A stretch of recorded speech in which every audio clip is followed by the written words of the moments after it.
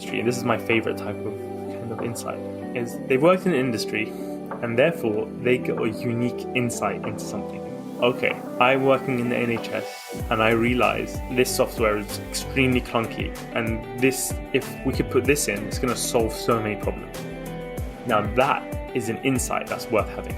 That is an idea that becomes powerful, and then you can use the network that you build from doing that to your advantage.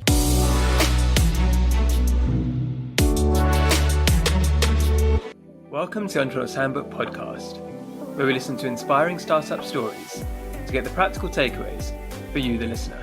Today's guest is Hasan Kubba. He's the author of best-selling business book, The Unfair Advantage, with former marketing director of JustEat, Ash Ali. Hasan actually procrastinated for 2 years before launching his first ever business. That same business then went on to allow him to travel the world whilst earning a passive income, and all he needed to do was to write the invoices. But he found this life made him passive.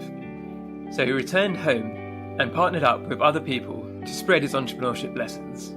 He now works as a coach to many massive online creators and also runs cohort-based courses to teach people how to be successful in online business.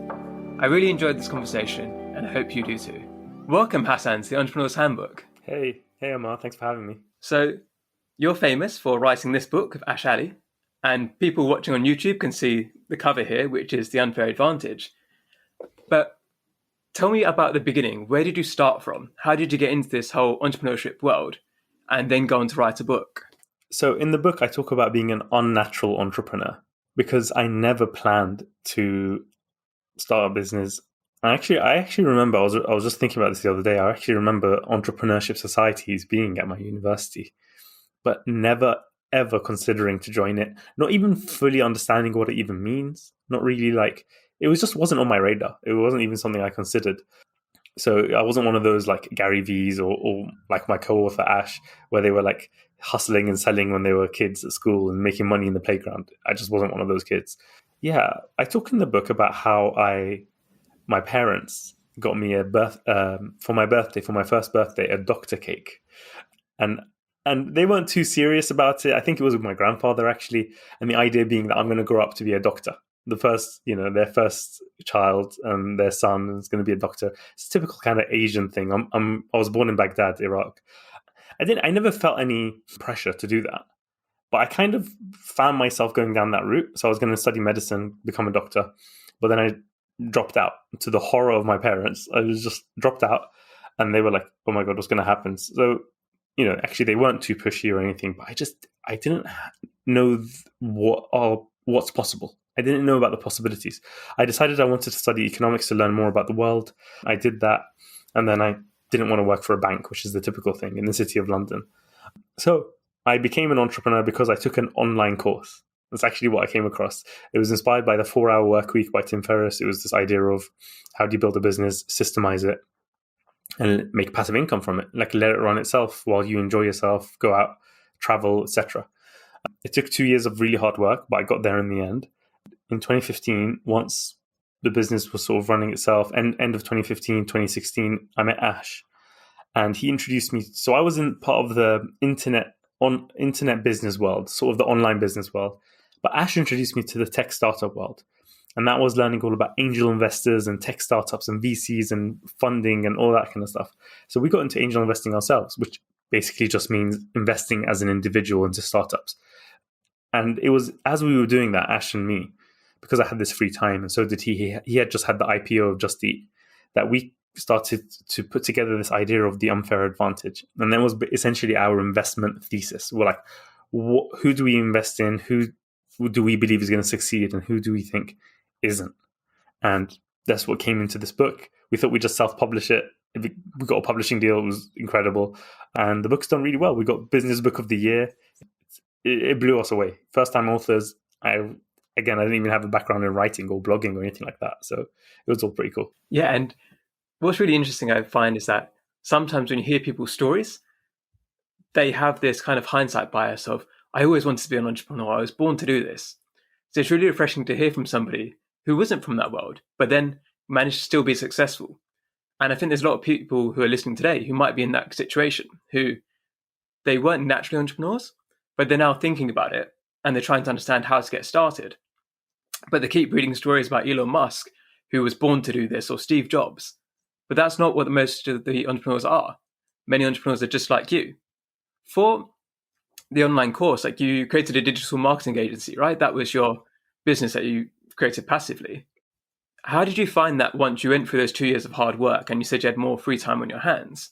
Was it the dream that people portray in the media, or like Tim Ferriss says, and then you laid on a beach and drank cocktails all the time? What was that like? Yeah, it was funny. I talk about how, like, one learning that I had is that passive income makes you passive. And it's something cool to do in your 20s, is to just, hopefully in a healthy way. There, obviously, you could take this to an extreme, but to have a bit too much of something and realize what that's like. So to have so much time, in my case, it was like, okay, the business was now running itself. It wasn't easy. It was really hard work, and it was like so many failures along the way. I didn't think I'm going to make it, but kind of got there in the end. And it's like, now what? People have spoken about this a lot, but it's one thing to know intellectually and another to actually feel it. And you just think, oh, okay. And also it makes you really lazy. So one thing that I talk about is, like, I couldn't even be bothered to send out invoices.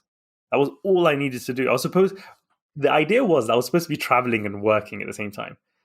Reality was I wasn't working. I was just traveling and just kind of like, it was just a holiday. and so when you're in that mode, it's really difficult to get something even really simple done. So something like just send out invoices. Literally all I had to do, Amar, is update the invoice number, the date, and then send it off. Like, that's all I did. Save it as a PDF and send it off. That's all I needed to do. And I couldn't even I would procrastinate doing that for ages. So it was quite a funny experience. I learned a lot from it. And I think you do learn a lot from traveling, experience what it's like to be in different cultures and how much privilege and unfair advantages you naturally have, basically. Yeah, I did a lot of travel before I went into the online world and the business world. And I've always thought that I don't want to become a digital nomad. People always ask me, why don't you do that? It's like, I'd rather have the separation where, like you said, if I go traveling, I want to just travel and enjoy it and get immersed in the culture. I don't want to be sitting there on my laptop and like, oh, I need to send invoices. Because even though it's making you money, even though it's not that much work, when you're in that kind of a mode, it's kind of ruining the holiday in a way, right? Like, you don't want to have to sit there and do admin. Yeah, exactly. There was this kind of image that was famous in the mid 2010s, let's say. And it was the image of sort of the laptop lifestyle, the laptop entrepreneur. And basically the image was they would be poolside with a laptop on their lap. They got a little MacBook there and they're sitting there with a drink and they're in the sun. And it's like, that is such a fake thing, because it is the most uncomfortable place and situation to work in ever. You can't get anything done in that kind of situation. Like, you could do some light reading, you could do maybe a bit of reading, but not on a laptop in the sun of tropical heat. It just does. You can barely see the screen. The brightness doesn't go up high enough. It starts to run out of you probably spill something on your laptop. It's just silly. Right? But it captures what people imagine they want to do. So there's a difference between what people fantasize about and what it's actually like. And actually, it's nice to have a routine, like to be a creator. That's one thing that I've had recently. Well, this is something that I have had as an insight is, oh, actually, I'm creative. I never thought of myself as creative ever before. And it really helps to have a routine. If you're creative, it probably helps anyway. But like, you think as a creative, no, I like to have, when inspiration strikes, I'll start writing. Or I think for 99.9% of people, that doesn't work. It's better to just sit down, and this idea of turning pro, as Stephen Pressfield calls it. He wrote The War of Art, which is all about like all the procrastination and self-sabotage and self-doubt and fear of failure and fear of success that we all have. It's actually been really good to just set up, and this is my loft office if somebody's watching this on YouTube or whatever, like, and just to have a routine, have a whiteboard, and to wake up at the same time every day and to do a little morning routine and stuff like that. And at the same time, novelty is good every now and again. Actually, you want to get out and just go to a coffee shop or go to an office. But when something becomes, so there's a good balance that everyone needs to reach between routine and novelty, and it's different for everybody. And I still do like quite a bit of novelty in my routine, but overall, travel is got so much friction and headache and willpower getting burned over little things that it's not actually a good time to work, really, unless it's just getting some writing done on a plane or something like that. which I'm not even always good at. But, it's just because you're disconnected from the internet. Some people find that good. Yeah, you recently went to Dubai for a few weeks, right? So this is post-pandemic and when things have opened up. How did you find that? Were you able to switch off completely, or were you still doing some bits of work? So my plan was that I needed to work anyway. I was running I had my online course about how to monetize your audience, even if you have a small audience. It was about how to become a coach and validate and niche down, etc. And I had to continue running that while I was away, and I was fine with it. That was fine. So what I learned, my learning from that was, you can get done what you're being held accountable to, what's urgent, what has a deadline, or what's in the calendar as a meeting with somebody else. But if you want to do creative work, it's so difficult. So I actually extended my trip when I was there, just because I was like, why not? The UK at that time, I think, was going through like some fuel crisis or something weird, and the weather was horrible. I was like, I'm not going to go back. So I stayed an extra week, but it was difficult to actually get any creative work done. But I was able to continue the actual work I needed to do. So that was a nice little balance, but just another lesson there, that actually get that creative work of the actual writing, to actually write or create, it's a bit tough. And one of the things, you started with the digital marketing agency, and then once that was set up, that's when you went more into that creative side. What triggered that transition? Was it out of an idea for your brand, or was it more like self-led of you wanted to do that? And which way around did it come? Was it you enjoyed it and that's why you did it, or you started doing it and then you enjoyed it? It's funny. This is a big topic about passion. Do you have to find your passion first, or do you just get started with something and then, I don't know, just do something? Like, should you ever do something as a means to an end? Kind of is the question. And most of the time in life, that's not a good reason to do something. But I don't think it's as black and white as that. So the digital marketing agency wasn't something I was passionate about. It wasn't something that I wanted to grow. It was purely to learn the ropes of business, of internet marketing, of marketing in general, dealing with clients, etc., and being out on your own and not having a set income. That was the main reason for it for me. And then also, I would say actually the main reason was to create a passive income. And then the secondary reason why it was a good idea is because of the reasons I just said, but not for the love of the work itself. What I actually initially started my agency to do was to work with experts, authors, consultants, speakers, that sort of thing, thought leaders. So it's funny because while that didn't work out, I got one client in that field and then didn't really work. And I started to work with local businesses here in London instead. But it's because that's what I wanted to do for myself. And I kind of didn't know that that's what I wanted, and I didn't dare dream it, but to eventually become an author. I thought I would become an author in my 40s or 50s or something, much later down the line, not thinking I'd get a book deal in my late 20s. I was like, whoa, like it happened much sooner than I expected. I never thought I'd do that. And I never got into writing or creating. So it was it was an evolution. But I never wanted to grow an agency. I always wanted to use it as a launchpad to then sell my own stuff, whatever that stuff was going to be. And when I met Ash and I saw how much knowledge he had, and I was like, you know what, we could do this. And I thought I'd kind of be promoting him and helping him. But I started to become more and more. He's like, Hasan, you know all this stuff. This is great. This is perfect. And actually, you have a lot more. And I think we all fall into this trap, Amar, which is that we undervalue what we already know. Like, let's say, before you start a business, you're like, oh my God, like somebody who has their own business is incredible to you. Like, you think that's incredible because you've not been there. That's how it was. Like, I remember before I got on my first sale in my business, I knew somebody who had one sale. And I was like, whoa, like it blew my mind that this guy had got on a sale and made money with his own business. But then once you hit that milestone, you don't think it's anything special. By the way, that feels great because it feels real at that point. But you then are thinking about the next goal and the next goal and the next goal. You still think you're a beginner, but then you look back and how much you can help somebody earlier than you is incredible. So this doesn't just apply to entrepreneurship. This applies to any field. You kind of have the curse of knowledge where you think, oh yeah, this is easy. Because it's easy to you, because you've adapted to it. You think it'll be easy to anybody else. So you don't think there's much value. The turning point, really, there was a few turning points. One was writing I wrote sort of a chapter for the book and I put it on LinkedIn, and that did it really well. So that was, oh wow, this works, right? And that was the one thing that did well. And the second thing was in the public speaking realm, when Ash pushed me to go give a talk in the Middle East. It was actually in the UAE at this big startup event with hundreds of startup founders there. And he's like, they've invited me. I can't make it. I'm going to be in New York. Why don't you go? I'm like, what? Me? What do you mean? I'm just a few years into business. And he's like, no, you know a lot more than you think. Go. I went and I realized the value that people got from what I was telling them was incredible. And that's when I started to go, that was when it really shifted for me. So that's when I started thinking, I can do this and I can do the thing that I love. And I basically found my passion and I didn't really know it was there in the beginning. Public speaking is something which a lot of people are afraid of, but obviously it's such a big influence on startup success or entrepreneur success, because that's how you create the bond and the relationships which will help you get the funding you need or the connections that you need. Did you practice that, or was that something that came naturally to you once you were kind of forced to be in that situation? Again, not natural. I had, so this is about like finding your unfair advantages, right? So unfair advantages could be inner strengths and talents and like even proclivities, like what you're inclined towards. And they could also be your circumstances. That's what makes them really unique, as opposed to just the typical strengths that people talk about, which is just usually just what you're good at, what are your talents.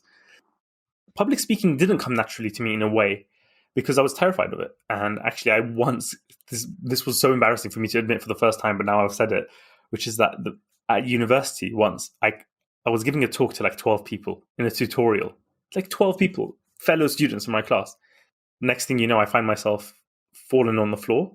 I fainted from like fear or nerves or something. And I've never fainted before or ever since then. It was a weird thing. I didn't actually lose consciousness, really, maybe for a second.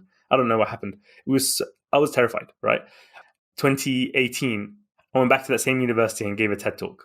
So it was like very full circle for me. It was a great moment. So my TED Talk was something that I really worked hard on and really like enjoyed doing. And I find that I think an unfair advantage of mine is communication skills and simplifying something complex and explaining it simply. But so it came easy to me from that sense.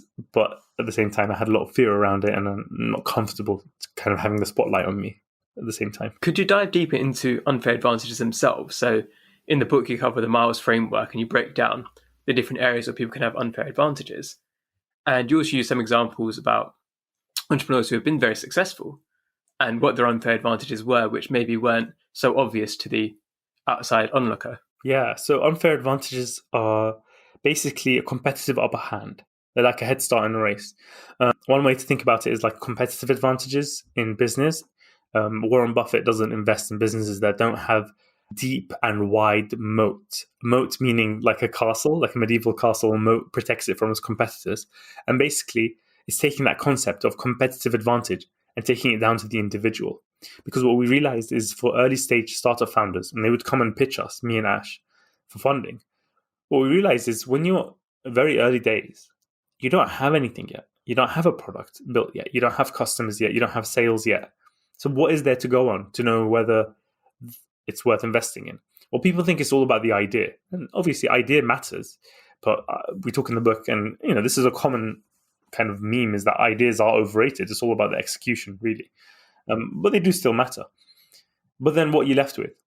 You're left with the people. You're left with the co-founders to the startup. And often that's one person. It's a solo founder. So it's like that one person. So it's taking the idea of competitive advantage and taking it down to the individual. So we call it your unfair advantage. So why is it unfair? It's unfair because it's sometimes not earned. It's something just been endowed, something to do with your circumstances. Or if it is something earned, let's say like expertise, you can earn your expertise in something. But that's built on a foundation of so many privileges and unfair advantages and luck that either way is going to ultimately come down to how lucky am I to have this? How lucky am I to have fallen into this or learned about this? We developed this tool, as you said, called the Miles framework. It's to audit your own unfair advantages. And Miles is an acronym. And it breaks down the different types of unfair advantages there are. So the first thing that people usually think of when they think of unfair advantages is money. So money is there for M. Money is an unfair advantage. Like starting with zero, having to worry about paying bills, having dependents on you, wife, kids, elderly parents, I don't know, people who are sick in your family. These are all disadvantages that maybe if you're, like me, 20 years old or whatever, 20, how old was I? 23, 24, living with my parents in London, rent free. That's an unfair advantage, right? I didn't grow up with wealth, neither did Ash. And we talk about how they can be double-edged swords as well. But so money's there, right? Having a rich uncle, having rich parents, the bank of mum and dad, that's there. But then you also have I, which stands for intelligence and insight. And intelligence, we break down different types of intelligence. It's not just IQ, obviously. Insight is a big one. It's about how you come up with your idea. What unique insight do you have? Location and luck is the right place, right time. Education and expertise is all about the education you had, maybe the formal education or what you've taught yourself through experience and through applying and learning. And then you have finally S, which is for status, which is how you come across, how you're perceived. It's your who you know as well, because you can raise your status by, oh yeah, I was having lunch with Elon Musk the other day. Okay, wow, your status just went up, right? And you also have inner status, which is your self-esteem and confidence. So you mentioned communication skills as one of your unfair advantages. Which other ones do you think particularly stand out to you? So one that you were able to live at home when you started your business. Oh man, so I was born in Baghdad in Iraq, so lucky to be in the UK, lucky to have grown up here being a native speaker. Do you know how much of an advantage it is if you're a native English speaker? Do you know how difficult it is for people with strong accents and second language, third language? So many people like that, and I really admire them. My mother tongue, meaning spoken at home, is still Arabic, but my English is far stronger than my Arabic. Even just little things, you could break out little parts of your life. But for the most part, my unfair advantages, I would say, is I was kind of book smart. I was kind of the academically smart. Nothing incredible because I just didn't build up the work ethic. But I would just pick up concepts and ideas really quickly. And hence why it was a double-edged sword there. That's why I didn't learn to study, because I would get top in exams without studying. But that didn't carry on up to university level, you know what I mean? So I think the intelligence side really helped me. I think location and luck, right place, right time, being in London, and there are lots of right places, and you can turn your location into an advantage, even if it's in the middle of nowhere. You'll have lower costs, and everything's remote now anyway, and you could kind of figure stuff out. And you can we talk about how you can create your own environment, and that's your location. It could be a virtual environment as well. So now that's becoming more common with the idea of metaverse. What else have I got going for me? Yeah, I think communication skills is a big one. I think trust. Okay, when I think back on it, is trust. Now, that's an unusual one, but I think I was able to build trust with my clients. It was funny because it took me, I didn't mention that brief bio that I gave there, but I do go into in the book, is how I actually didn't launch my business for like 2 years, and I had to get jobs in the meantime in the city of London. Once I finally did launch, and that was because I was too scared to launch, and I was working on my own website and the copy on the website forever because I just thought, it's not ready. Not realizing it was fear, but I would tell myself, no, it's just not ready. I'm not afraid. I'm just not ready. Like how you fool yourself. But the funny thing is that I started a web design agency. In the beginning, it was kind of web design, and then moving on to the other services without a website. So that's the irony. It's because it was built on trust, right? It was built on face-to-face relationships. It was built on trust. I got my clients through referrals.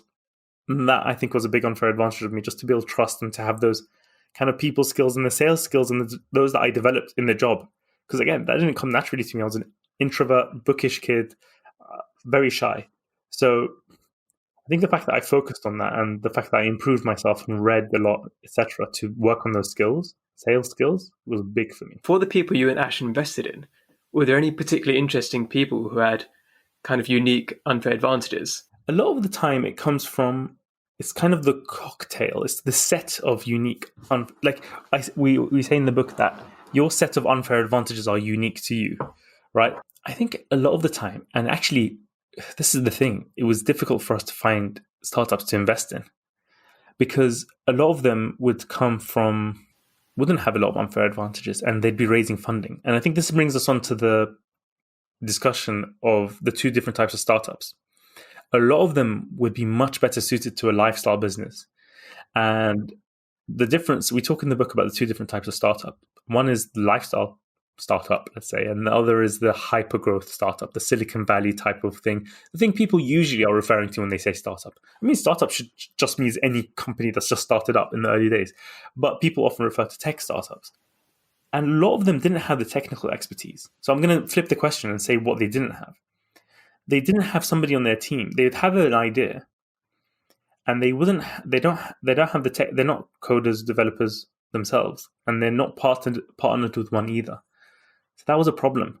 When an investor wants to put money into a business, wants to know that they can build it in-house, because we know that you're going to have to keep changing it. So if you outsource the development of the product, let's say software, it's an app, you outsource that. The first thing you're going to need to do is then tweak it based on market feedback. How are you going to keep tweaking it? You have to keep going back to that company, paying them more money to tweak it. So actually, the most common mistake is not having that technical expertise. And then you did have the flip side where they were kind of developer nerdy types and they just had none of the business know-how. We were able to help those more because they can bring that on board and they can then develop something themselves. So they had that. It's a big unfair advantage in terms of tech startups, is to have that. But what they often didn't do well enough is to figure out who they would just dive into creating something. And they wouldn't think, who's this for? Is this actually solving any problems? Do people actually want this? So then you have that problem with those people. So I think those are the main things to consider, is actually, if you don't have a lot of unfair advantages going for you, then start with a lifestyle startup. Start with something that you can make a profit on, as opposed to a hyper-growth startup where you have to keep burning cash to get market share and blitz scale to growth and keep burning investor money and hope one day you have the IPO or the exit. That is tough. That is really tough to get. I've noticed a similar thing with people who've asked me about startups and kind of wanted my opinion on things, where they'll come up with an idea which is it's an app or something like that, but then they've got no idea how it works themselves. And I always say to them, like, but why are you building this, not somebody else? Like, what is it that means that you're going to be successful with this rather than the other hundreds of companies that could see your idea and they've got huge technical expertise in-house who could just build it? And I think it's something quite difficult for people to understand sometimes, because I think it's the idea. And like you said, it's more about the execution. And that's where your unfair advantages really come into play. And when you look at that, you've been working with angel investing for a little while now. Are there any of the people that you worked with who had those unfair advantages and you think are doing really well at them and you could give them a little shout out here? Yeah, it would often be domain expertise is a very common one. So it would often be that they've worked in an industry, and this is my favorite type of kind of insight, is they've worked in an industry and therefore they get a unique insight into something. Okay, I'm working in the NHS and I realize that this software is extremely clunky, and this, if we could put this in, it's going to solve so many problems. Now that is an insight that's worth having. That is an idea. If we talk about that as an idea, that is an idea that becomes powerful. Then you can use that insight, and then you can use the network that you build from doing that to your advantage. So I'll give you an example of he's a coaching client right now, as well as somebody that we're really pushing the idea because it's brilliant. This is a guy who's got a startup, very early stage right now, but the insight is amazing. So he was a teacher for many years in schools, and he's also a yoga teacher at the same time on the side. So he's really into mindfulness and meditation and that kind of thing. And what he's doing is he's developing something for teachers to put on in the class for their kids to do a quick mindfulness exercise. Brilliant idea. He got the insight because he's a teacher and he knows, okay, he doesn't have the technical expertise for it, but actually it's not that much about the tech. It's more about the distribution. Yeah, it's the content. And it's also about being able to get in front of principals and decision makers who can actually decide to bring that into their classrooms, decide to bring that into their schools. So this is very early days. But I think he's going to smash it. Like he is so great. And he's just like going for it and going for it and going for it. It's about coachability. Like when we advise startup founders, right? It's about how much can they just apply and do their work and come back to us and say, okay, I applied it. Here's what happened. Here's the learning. Here's what I think I should do next. What do you think? Yep, I think you're on the right path. Have a think about this. Don't forget about that. Double down on this. Don't waste your time with that. Okay, perfect. And then you go. And that feedback loop is just amazing. So that is something that is an example that I can give now. If somebody does really want to be like a hyper-growth startup, but you think they're not quite ready yet, what lessons would you tell them? What advice would you give them to help them prepare in the longer term? Great question. They can develop their unfair advantages. They're not static. Unfair advantages are not static. They can be developed. So develop your unfair advantages, build up the network, get to know the industry, get to know developers, get to know or learn to code yourself. That's what some people do. I know Shazad Yunus, for example, somebody I met, he's the founder of Muzmatch. He just learned to code it himself. And that can often be the case and can be the solution. Doesn't necessarily have to be. We're big fans of partnering up with somebody. again, that comes with its own, like, you have to be careful. You have to find somebody that you trust, that you have the same vision with, the same values. Doing something solo is very tough. Being a solo founder, particularly of a hyper growth startup. We have a case study of the Squarespace founder in the book. He went through, he was having panic attacks, and he was having like a nervous breakdown because all the pressure was on him. He didn't have anybody just for the emotional support, let alone for the complementary unfair advantages that you can have. So what we say is try and find somebody with unfair advantages that complement yours. And that's a big, big piece of it, really. So partner up with people, think about it, learn about what it means to have a good idea.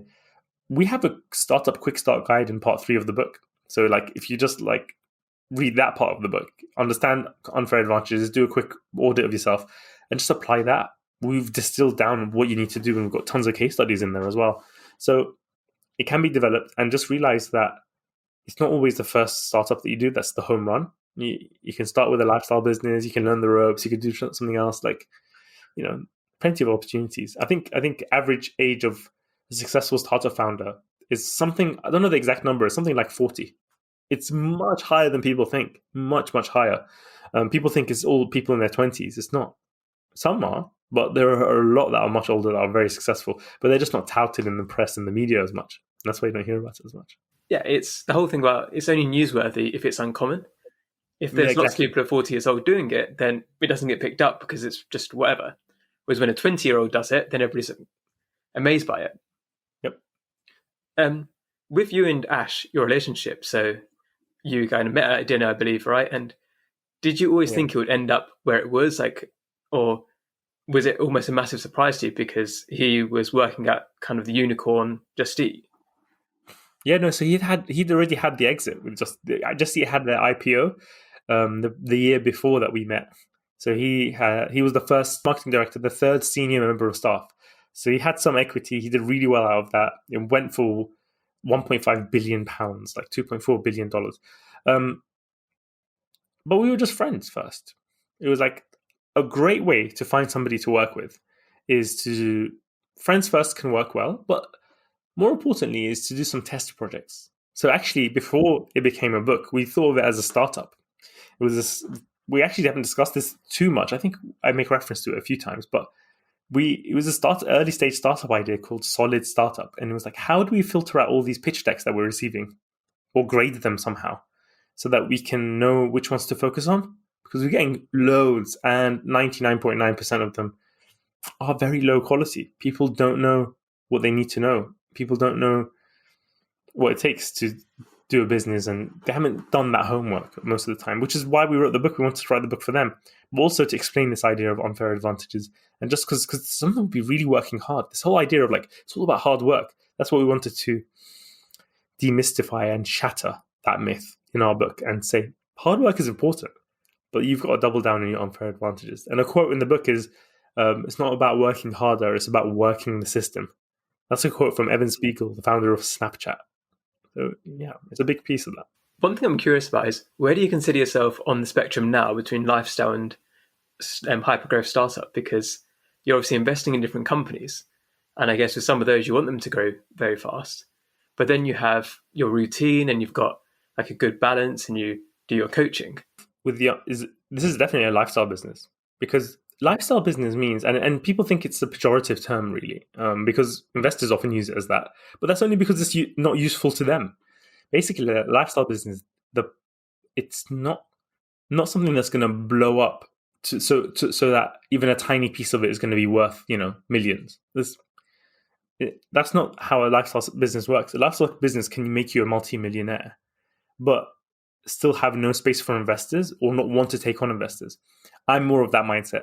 For myself, for my own type of business, I don't think I'll be well suited to a hyper-growth startup. At this stage of my life, it might change. I've been tempted a few times. At this stage of my life, I'm really up for that. Whereas Ash, he's a serial startup founder. Like, he's literally in a hyper-growth startup right now, raising funding for his startup called UHubs. What I'm doing now is more helping people. I want to build the type of business that a lot of people can get loads of value from. So it's more kind of a meta startup business in the sense of helping startups to start up a little bit. But actually my shift has become a bit less about tech startups now, personally, and a bit more about in the creator economy, because that's where my passion comes. So I'm just following my passion and where the market's taking me and what I'm interested in, my own interests and curiosities. So the last course I did was helping creators. It was called Transformational Creator. I'm probably going to do a second cohort of that at the beginning of 2022. It's about how do you really connect with an audience. And I think it's a growing space. And I really believe, because I was in SEO and Google and all of that before, and that's about text-based information. But the second biggest search engine, even 10 years ago, has been YouTube, right? And I think people are much more interested in learning and getting information from video sometimes. Not always, but sometimes people just want to watch a video or learn it from a video. So I think that there's so much opportunity there. I'm really fascinated with the whole content creator space. And I think that's where my main focus is at the moment. What bits of your business at the moment do you enjoy the most, do you think? Like the cohort-based courses? Is it your own content creation? So I'm going through I love research and preparing content. I love teaching on the course. That's really fun. I love coaching as well. But what I'm struggling, so a piece of that content creation, which I'm struggling with right now, is the video. And it's just building it as a system. I've done some videos, my YouTube channel, I've got some videos on it, but I'm just trying to get it into a system. One of my coaching clients is Ali Abdal.